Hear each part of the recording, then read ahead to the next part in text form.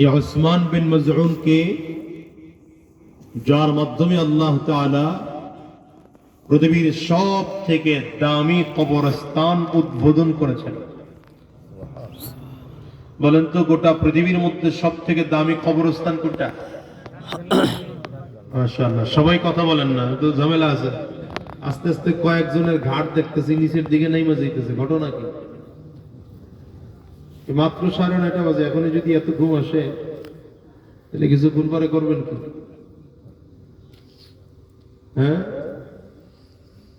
এই যে একজন জুয়ান ভাই, আপনি হেলান দিয়ে না, আপনি হেলান দিয়ে বসছেন, আপনি বসেন এদিকে। মুরব্বীরাই তো কত অ্যাক্টিভ হয়ে বসে রয়েছে, আপনি জুয়ান মানুষ হেলান দেন।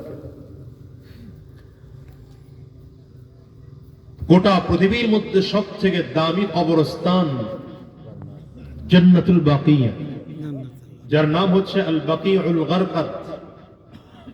কোথায় এটা? কোথায়? মদিনাতুল মুনাওয়ারা। যেই কবরস্থানের প্রতিষ্ঠাতা আমার নবী নিজে। প্রতিষ্ঠাতা কে? বলেন না, প্রতিষ্ঠাতা কে? আর এই কবরস্থানের প্রথম যিনি বাসিন্দা তিনি হচ্ছেন উসমান বিন মাজউন রাদিয়াল্লাহু আনহু। এই উসমান বিন মাজউন রাদিয়াল্লাহু আনহু একদিন নবীজির সামনে বসা,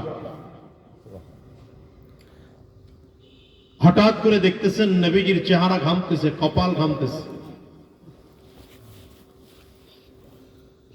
উসমান বিন মাজউন তখন কালিমা পড়ে মুসলমান হয় নাই, কিন্তু নবীজির কাছে যাতায়াত ছিল। যাতায়াতের ধরনে বুঝেছে যে নবীজির চেহারা ঘামতেছে, তার মানে নবীজির উপরে ওয়াহী নাজিল হচ্ছে। সুবহানাল্লাহ, কয় না সুবহানাল্লাহ?